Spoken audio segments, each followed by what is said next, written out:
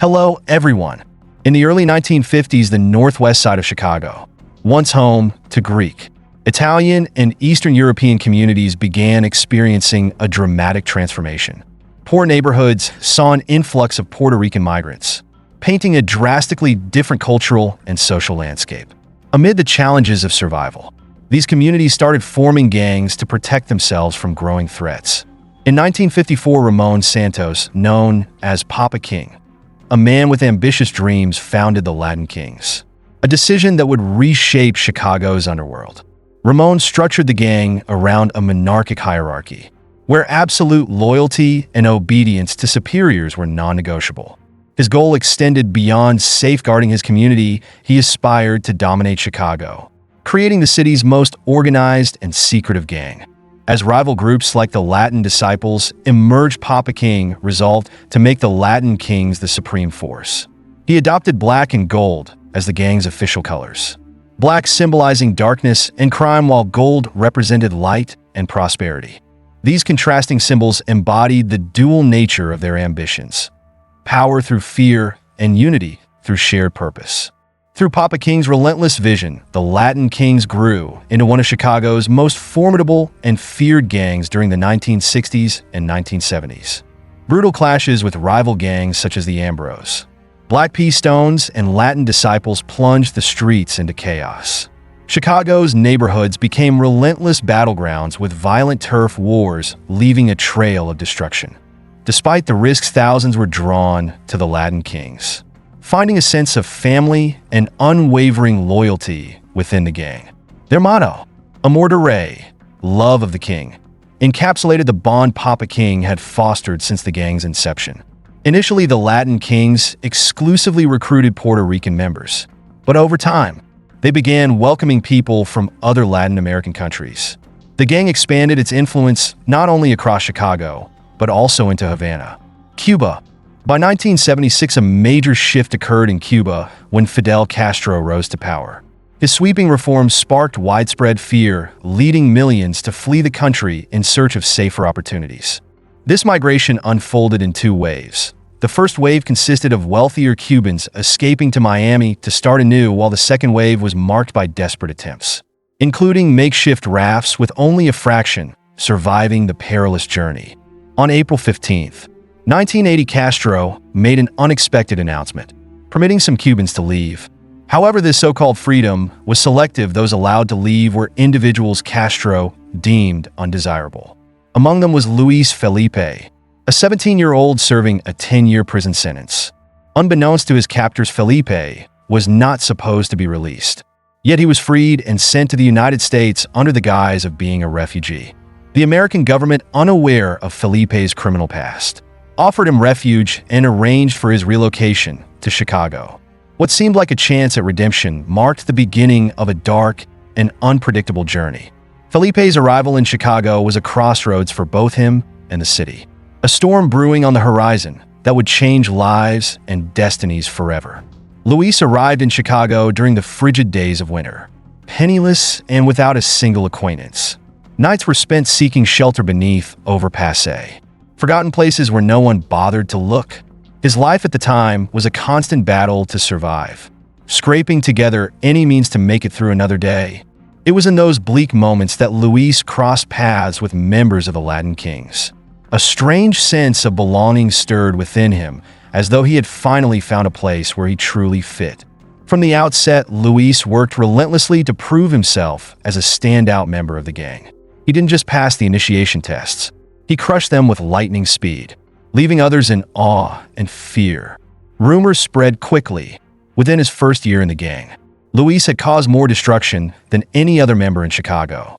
His daring and reckless actions earned him the nickname King Blood, a name that struck terror into the hearts of the city's residents.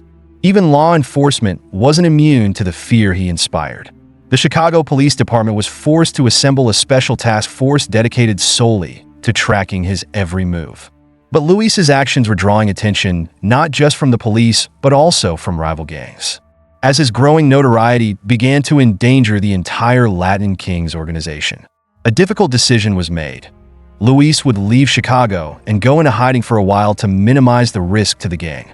In 1981, Luis Felipe relocated to the Bronx, New York, hoping for a quieter life. For a time, it seemed like peace was within reach as he began to settle down with his girlfriend. But a sudden outburst of rage led to a catastrophic decision, one that could never be undone. The tragic result was his girlfriend's death, and Luis found himself sentenced to 9 years in prison. The details of the incident remained shrouded in mystery, but one thing was certain. He bore the responsibility for the devastating outcome. In March 1982, Luis was transferred to Collins Correctional Facility, a notorious prison housing some of the most dangerous criminals. Survival here required strength, resilience, and cunning. Traits Luis had honed in the brutal streets of Cuba long before arriving in the U.S. But even in a place where danger lurked at every corner, Luis quickly realized a harsh truth.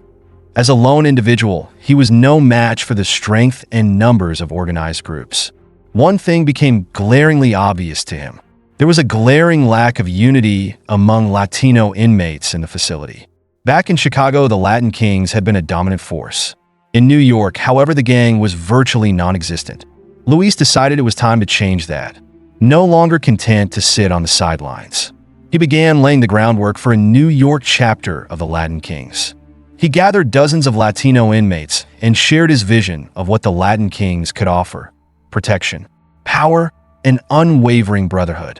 His words resonated deeply, and one by one, they pledged their allegiance.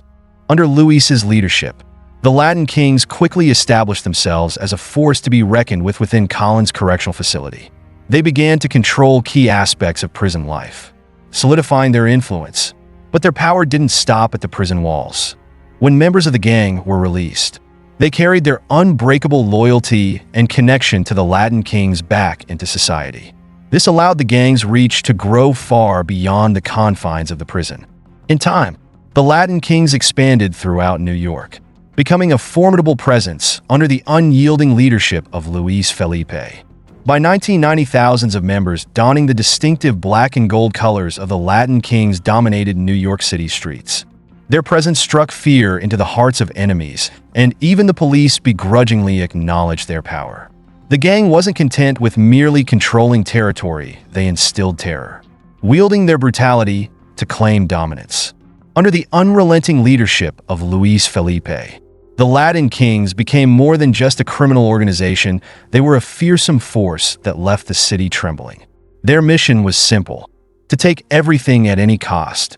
Violence was not just a tool, but a necessity. A brutal reality they embraced to secure their position. No rival gang, not even New York's most entrenched underground groups, could stand against them. And at the center of it all was Luis Felipe. Despite being imprisoned, but Luis maintained his iron grip over the gang, ruling from his cell through a steady stream of letters. These weren't mere messages, they were directives, commands to carry out missions, and sometimes violent acts meant to send a message or solidify loyalty. The members obeyed without question, knowing the cost of defiance. As the Latin Kings expanded their influence, they became increasingly aggressive. Every street, every corner, and every block was divided and controlled with precision. New gangs weren't allowed to emerge on their turf, and their dominance extended far beyond New York City, creating ripple effects that would lead to unexpected bloodshed. The Latin Kings' influence reached El Salvador, a nation already devastated by decades of brutal civil war. By the late 20th century, the country was in ruins, leaving hundreds of thousands of Salvadorans with no choice but to flee. Seeking refuge in the U.S., many arrived in California, while others settled in New York, particularly in Long Island. This migration brought nearly 990,000 Salvadorans to the area, most of whom took jobs in factories and textile mills. Among them was a boy named Edgar Torres, whose journey would become one of hardship and survival. At just 10 years old, Edgar embarked on a treacherous solo journey from El Salvador to San Diego. The road was fraught with danger, testing his endurance and will to survive. After arriving in the U.S., Edgar was sent to live with relatives in Freeport, New York. But life there was far from stable. To survive, Edgar resorted to shoplifting clothes from local stores. However, by the time he was 12, he had grown weary of the constant struggle and decided to leave. He moved into a refugee housing complex for Salvadorans at 45th and Broadway in Queens. a bleak and notorious neighborhood avoided by most. Life in Queens offered little solace. For Edgar, the biggest threat came not from poverty, but from the Latin Kings. Each morning on his way to school, he and his friends endured relentless harassment and bullying by gang members. But Edgar, no longer willing to tolerate the abuse, decided to fight back. Determined to protect himself and his friends, Edgar rallied his peers and formed a gang of their own. They began meeting regularly outside a 7-Eleven on Broadway, and it wasn't long before their group earned the name Los 711s. What started as a small act of defiance soon became a turning point in New York's underground world. Los 711s was more than just a group of kids fighting back. It was the spark that ignited a new chapter in the city's ongoing battle for dominance among its shadowy forces. The name Los 711 sounded trivial, almost laughable. It was a name that invited mockery not only from outsiders but also from the formidable Latin Kings. To them, the notion of a gang named after a convenience store threatening their dominance was absurd. They dismissed Los 711s as insignificant, incapable of challenging their control over their territory. But reality is rarely so simple. As word of Los 711 spread, their existence began resonating within the Salvadoran community in New York and eventually reached Los Angeles. In California, MS-13 had already risen as a brutal and dominant force, a nightmare in the gang underworld. When news of this new gang in New York disrupting the status quo reached MS-13, they were enraged. They decided to take action not just for their own power, but also to defend their Salvadoran brethren. MS-13 wasted no time. Through familial networks, they pinpointed the building at 45th and Broadway, where Edgar Torres and other Salvadoran refugees lived. What began as a territorial scuffle soon evolved into something much darker. In July 1991, 6 MS-13 members flew from Los Angeles to New York. They gathered discreetly outside the building on 45th and Broadway, waiting to confront Edgar. When they found him, they wasted no time with pleasantries. They patted his shoulder, ordered him to summon his gang, and convened a meeting. That night, the MS-13 members laid out their vision. They spoke of the gang's power, its influence, and why Edgar and his Salvadoran crew needed to join them. They argued that the only way to resist the Latin King's dominance was through strength and unity under the banner of MS-13. Without hesitation, Edgar and the entirety of Los 711s pledged their allegiance to MS-13, marking the birth of the gang's first New York chapter. The 6 MS-13 envoys returned to Los Angeles, leaving Edgar in charge. From that moment, MS-13 began its aggressive expansion in New York, becoming a direct and dangerous rival to the Latin Kings. While MS-13 solidified its presence, the Latin Kings faced an internal power struggle. Luis Felipe, despite his absolute authority, grew increasingly paranoid and consumed by his thirst for control. He began to perceive a looming threat to his rule. Rafael Gonzalez, also known as King Mousy. King Mousy was no ordinary gang member. He was charismatic, respected, and immensely influential within the Latin Kings. His growing popularity cast a shadow over Luis's leadership, sparking fears that Mousy could challenge his throne. By May 1993, Luis decided to act. He ordered William Cartagena, known as King Lil Man, one of his most loyal followers, to eliminate King Mousy.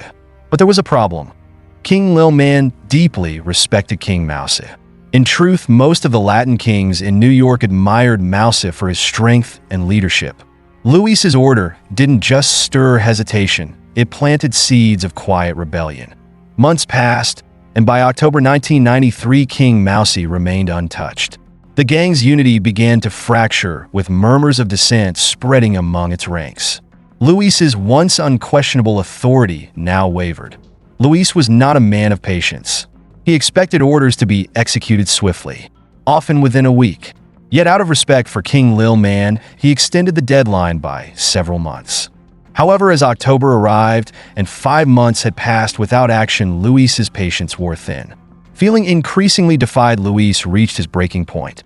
King Lil Man's failure to carry out the hit was not just disobedience, it was a direct challenge to his rule. And Luis Felipe, a man who thrived on fear and power, could not tolerate defiance. It was time for him to take drastic measures. On October 30th, 1993, three members of the Latin Kings were ordered to break into King Mouse's apartment in Queens. What they didn't anticipate was encountering Victor Hirschman, Mouse's brother-in-law. Though they had no idea who he was, hesitation was not in their nature. A single gunshot shattered the silence, sending Victor fleeing through the apartment. As the intruders chased him to the back, they discovered that Mousy had already escaped through a window. But for Luis Felipe, catching Mousy wasn't the priority. What mattered was the principle. The mission was completed within a week, something King Lil Man had failed to achieve in 5 long months. By November 1993, Luis's discontent with King Lil Man became impossible to conceal. He accused him of embezzling gang funds. A baseless claim, but in Luis's eyes, even a minor excuse was enough to justify removing Lil Man from power. Luis ordered Jose Gabriel, known as King Teardrop, to eliminate Lil Man.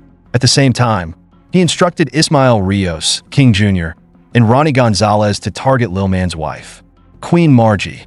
By the end of November 1993, King Lil Man's body was discovered in a dark alley in Queens. King Teardrop had carried out the mission with precision. However, Ismael and Ronnie faltered when it came to Queen Margie. Their conscience and moral hesitation held them back, and they decided to spare her life. This decision drove Luis into a fury. To him, sparing Margie was an act of defiance, a direct challenge to his authority. Enraged, Luis swiftly ordered the elimination of Ismael and Ronnie. In January 1994, Ismael was found dead in his car. Another victim of Luis's ruthless enforcement. Ronnie, though managing to escape death, couldn't evade punishment. By now, the Latin Kings were spiraling into chaos. The once tightly unified gang was fractured, its members consumed by fear and mistrust. The growing instability caught the attention of the NYPD and federal authorities. Since April 1993, federal agents have been monitoring Luis Felipe, intercepting and copying his letters while allowing them to reach their intended recipients. Each letter added to the growing pile of evidence against him, painting a damning picture of his orchestration of violence from behind bars. By 1995, the disarray within the Latin Kings could no longer be concealed. Federal prosecutors charged Luis with multiple crimes connected to the bloodshed he had orchestrated. In March 1995, Luis Felipe was sentenced to 2 consecutive life terms along with permanent solitary confinement. He spent 23 hours a day locked in his cell, with a single hour of isolated exercise time, completely cut off from the world. The isolation marked the ultimate downfall of Luis Felipe. Stripped of his influence, his reign over the Latin Kings came to an end, yet his absence left a power vacuum that heralded a dangerous new chapter for the gang. The mantle of leadership passed to Antonio Fernandez, better known as King Tone. Unlike his predecessor, Antonio had a radically different vision for the Latin Kings. He sought to reform the gang, steering it away from its criminal reputation and transforming it into a more positive, community-oriented street organization. Under Antonio's leadership, the Latin Kings experienced significant changes. His reforms aimed to shift the gang's focus toward activism and social programs, presenting a more constructive image. However, these changes were not destined to last. By the 2000s, a new threat loomed. MS-13, the rapidly expanding and notoriously violent gang, had solidified its presence in New York. The rivalry between the Latin Kings and MS-13 escalated quickly, pushing the former to the brink. The clash between these two titanic forces culminated in a bloody turf war. At the center of this conflict was a seemingly peaceful suburb, Brentwood, located just 40 minutes from New York City. Brentwood had once been a haven for police and firefighter families seeking refuge from the chaos of urban life. Now it stood at the heart of a brutal gang war that would shake the community to its core. As the 2000s approached, Brentwood, once a tranquil suburban area, found itself caught in the violent rivalry between the Latin Kings and MS-13. The battleground was everywhere, even in Brentwood High School, where clashes between the two gangs became an unsettling norm. In response to the growing tension, the MS-13 leadership decided to send a message. They chose a young recruit, Carlos Ortega, known as Silencio, to prove his worth. On February 17, 2010, Silencio meticulously planned to lure David Sandler, a member of the Latin Kings, into a deadly trap. Using Facebook, Silencio invited David to meet him at Tim Lane Drive at 5 p.m. David, unaware of what awaited him, agreed and arrived with two friends. Silencio, however, came alone. As David pulled up, Silencio approached the car window. Without hesitation, bang! A gunshot shattered the tense silence, leaving chaos and shock in its wake. The attack was a watershed moment marking Brentwood's transformation from a peaceful suburb into a violent battleground. For MS-13, however, this was just the beginning. Just a week later, Silencio and his closest ally, Boxer, were dining at El Rancho Grill in Hampstead, New York. For reasons unknown, they decided to skip paying their bill and attempted to leave. But as they exited, a security guard intercepted them, demanding they settle the tab. Unaware he was confronting two dangerous MS-13 members, the guard escalated the situation, wrestling Boxer to the ground and restraining him until he agreed to pay. Though the confrontation ended without further violence, Boxer was seething. As he glared at the security guard, he left a chilling warning: "This isn't over." It wasn't an empty threat. On March 6, 2010, Boxer returned to El Rancho Grill, seeking the same security guard. Without a word, he approached, and bang!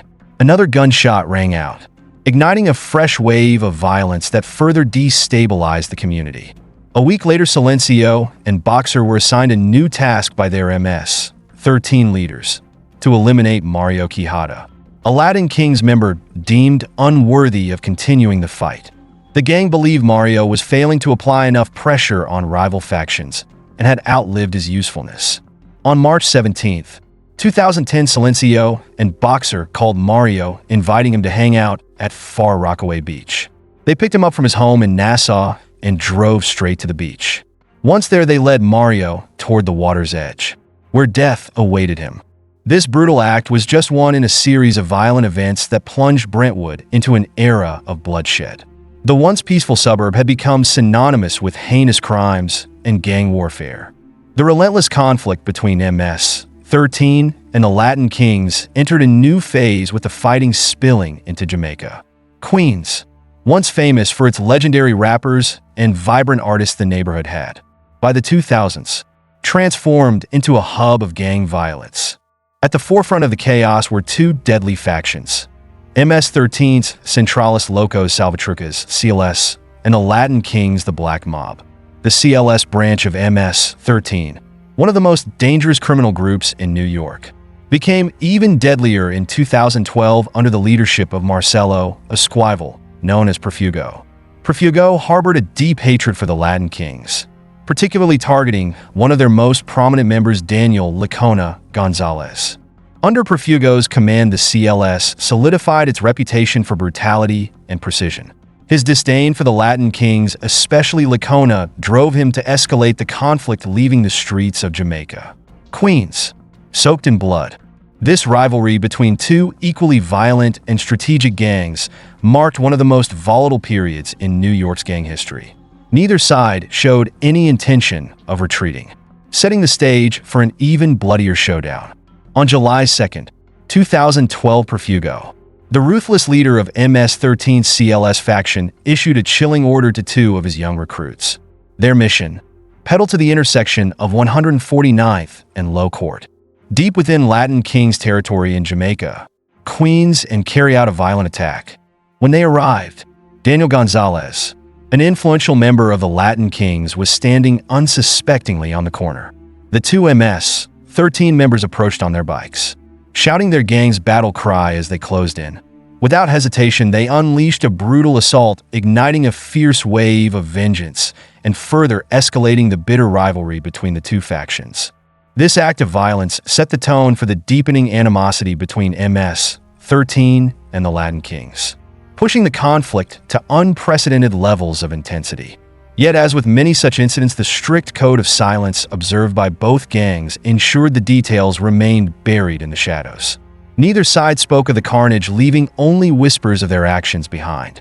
On May 18, 2017, the fragile tension between the two gangs exploded again. Jonathan Garcia, a Black Mob Latin Kings member known as J.O., set out on a mission of vengeance. His target, Daniel Flores alias Monster, A prominent MS-13 member, Jo rode his bike to 9428 88th Street, an address where Monster was known to frequent. Spotting his target standing at the doorway, Jo wasted no time. He approached quickly, raised his weapon, and bang. A single gunshot ended Monster's life instantly. What could have been dismissed as another gangland killing instead triggered a chain reaction. The murder led to intense scrutiny from law enforcement, resulting in 3 indictments and the arrests of everyone captured on video in connection with the crime. In New York, such crimes rarely escape the weight of severe sentencing, despite the growing pile of bodies and mounting investigations. The deeper motives and stories behind the feud remained an enigma. Both MS-13 and the Latin Kings adhered to an unwavering rule of silence, keeping the true scope of their war hidden from the world. To outsiders, they were like 2 shadowy forces, leaving a trail of bloody vendettas and shattered communities in their wake. The battle between MS-13 and the Latin Kings continued to loom over New York like a perpetual storm cloud. The incidents described above were but a glimpse into the unrelenting violence that defined their conflict. The enduring war between these 2 gangs serves as a haunting reminder of the cost of unchecked violence. Their struggle isn't just about power, it's rooted in a deeply flawed belief that brutality is the only way to command respect and maintain influence. In their relentless pursuit of dominance, they trample countless innocent lives, perpetuating a cycle of bloodshed that seems to have no end. One can't help but wonder, will they ever realize that each attack, each death, only deepens the hatred and leaves more destruction in its wake? Do you think there's a way for these gangs to escape this spiral of violence? Share your thoughts in the comments below. Don't forget to like and subscribe for more stories like this. See you in the next video.